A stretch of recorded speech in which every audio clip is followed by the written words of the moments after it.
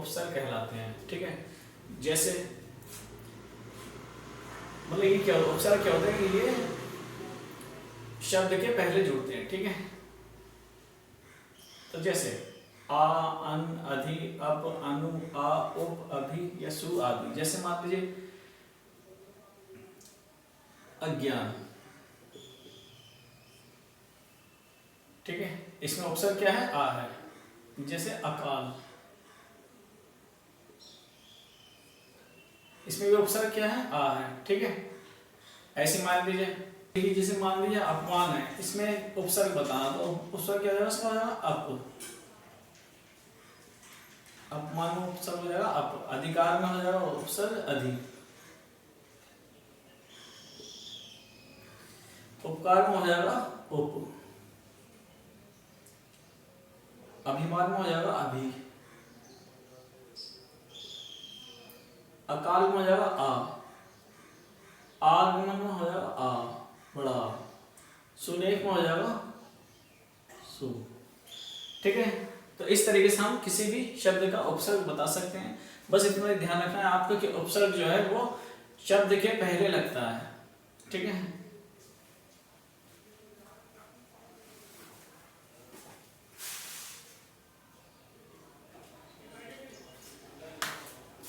तो कुछ शब्द और देख लीजिए। जैसे सहपाठी में उपसर्ग क्या है? सह। अनपढ़ में क्या उपसर्ग? अन। अधिकार में उपसर्ग है अधि। अनुभव में उपसर्ग क्या है? अनु। अपराध में उपसर्ग है अप। और प्रसार में है फिर। और निर्मम में है निर। ठीक है, निर्धन में भी है क्या? निर। और परिजन में उपसर्ग है परि। देखिए अब बात करते हैं छंदों की। तो छंद में रोल छंद की बात करते हैं। तो ये सममात्रिक छंद है। क्या है? सममात्रिक छंद। इसमें 4 चरण होते हैं, जिसके प्रत्येक चरण में 24 मात्राएं होती हैं और 11वीं व 13वीं मात्राओं पर यति होता है। ठीक है, जैसे मान लीजिए दिया हुआ, मैंने सिर्फ एक ही चरण दिया है, इसी को ध्यान से देखिए। तो ये हो जाएगा जीती पे 2 आ जाएंगे। ठीक है, ये दीर्घ होता है। ये बड़ी जो मात्राएं होती है, डंडा होता है, उस पर ये दीर्घ लगा दीजिए और छोटी वाली मात्राओं पे 1 बना दीजिए।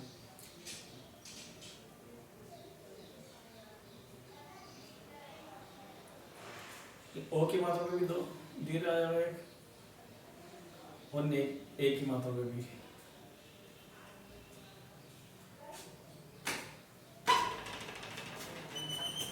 अब इसको गिन लेंगे।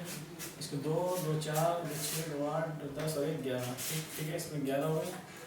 और ये 1, 2, 3 और 2, 5, 2, 7, 8, 9, 9 और ये 9, 4, 13। तो इसमें 11 मात्राएं हो गई, इसमें 13 मात्राएं हो गई। तो इसके प्रत्येक चरण में कितनी, यानी एक चरण में कितनी हो गई? 11 और 13 कितनी हुई? हमारी 24 मात्राएं। देखिए अब बात करते हैं हम सोरठा छंद की। तो ये है अर्ध सममात्रिक छंद है। रोला कैसे था? रोला था सममात्रिक छंद, और सोरठा कौन सा है? अर्ध सममात्रिक छंद। इसका ध्यान रखिए, इसी का क्वेश्चन आया था कभी भी। इसमें 4 चरण होते हैं। इसके पहले व तीसरे चरण में 11-11 मात्राएं तथा द्वितीय व चतुर्थ चरण में 13-13 मात्राएं होती हैं। ठीक है, पहले व तीसरे चरण के अंत में गुरु लघु यानी आते हैं। ठीक है, तो जैसे मान लीजिए ये दिया हुआ, तो छोटी की मात्रा तो 1 आ गया, 1, 1, 1। ठीक है, छोटों में 2, ये 1, 1। ठीक है, बड़ों में 2, 1, 1, 2, 1, 1, 1, 1, 1 और 2। ऐसे इसमें 0, ये 2, 1, ये 1 और ये 1, 1, ये 1 हो गया, ये 1 हो गया।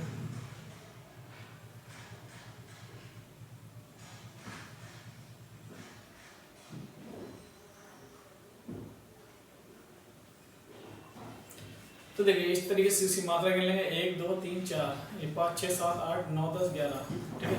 पहले में कितने हुए? 11 हुए। ये कह रहा है पहले और तीसरे चरण में। तीसरा चरण ये है ना, 2 और 1 3 4 5 6 7 8 9 10 11, ठीक है। तो पहले और तीसरे चरण के अंत में लघु भी होता, देखिए ये लघु हो गया, ठीक है।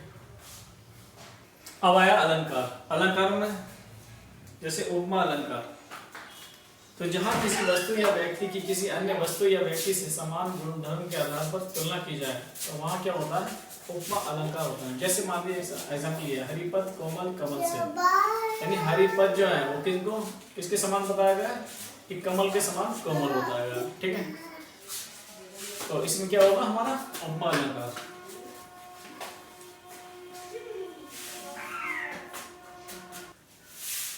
तो देखिए अब आया रूपक अलंकार।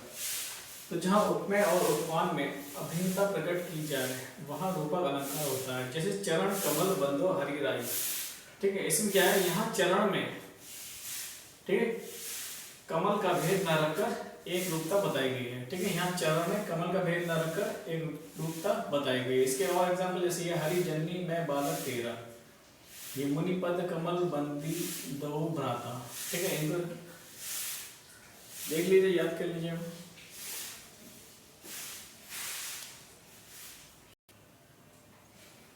देखिए अब आया उत्प्रेक्ष अलंकार।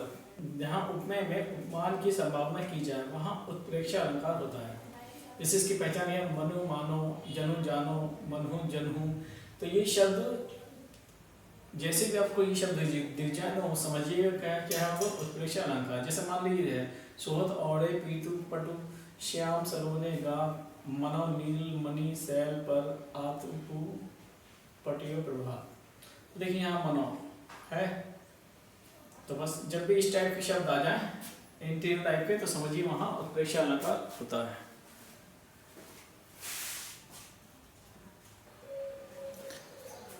तो देखिए हास रस, तो किसी व्यक्ति के विकृत रूप आकार वेशभूषा आदि को देखकर हृदय में जो विनोद का भाव उत्पन्न होता है वही क्या होता है? हास रस कहलाता है, हास्य रस। तो इसका स्थायी भाव क्या है? हास्य रस का स्थायी भाव है हास। ऐसी करुण रस, तो शोक नामक स्थायी भाव जब विभाव अनुभाव और संचारी भावों से संयोग करता है तब करुण रस की निष्पत्ति होती है, ठीक है।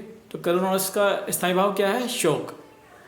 तो इनके स्थायी भाव याद रखिए, हास्य का हो गया हास और करुण रस का हो गया हमारा शोक स्थायी भाव।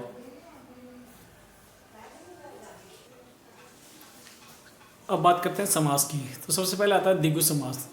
तो जिस समास का पहला पद संख्यावाचक हो और समस्त पद समूह या समाहार का ज्ञान कराए द्विगु समास कहलाता है। जैसे त्रिफला, चौराहा, नवरत्न, पंचवटी, त्रिवेणी, सप्ताह।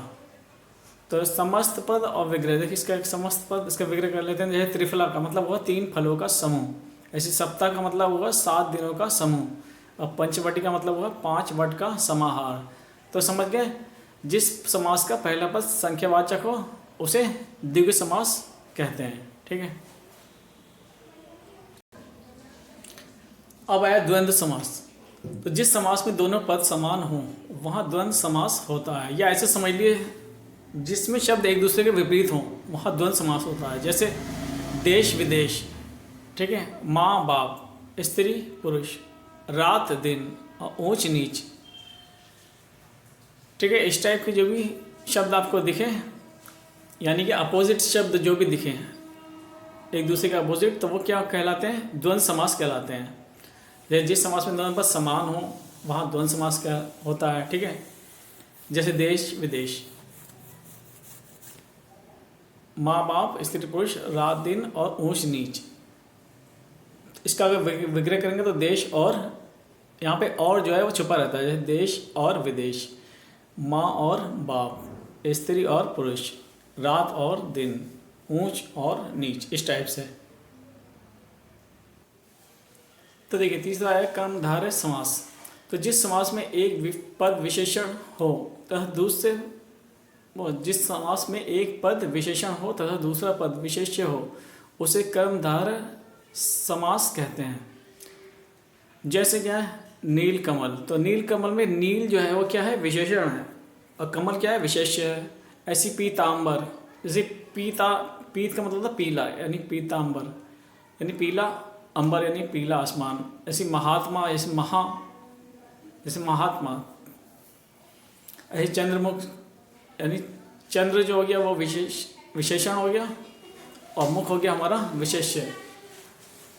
विशेषण वो शब्द होते हैं जैसे मान लिया नीला, पीला, काला, मोटा, छोटा, सफ़ेद, ठीक है। इस टाइप से ये क्या होते हैं, सारे शब्द क्या है, विशेषण हैं। तो जिस समास में एक पद विशेषण हो तथा दूसरा पद विशेष्य हो उसे क्या कहते हैं, हम कर्मधारय समास कहते हैं। अब है बहुब्रीहि समास। तो जिस समास में समस्त पद किसी अन्य पद का विशेषण होता है वह बहुब्रीहि समास कहलाता है। जैसे चक्रपाणि, वीणापाणि, लंबोदर, चतुरानन, दशनन, दशमुख आदि।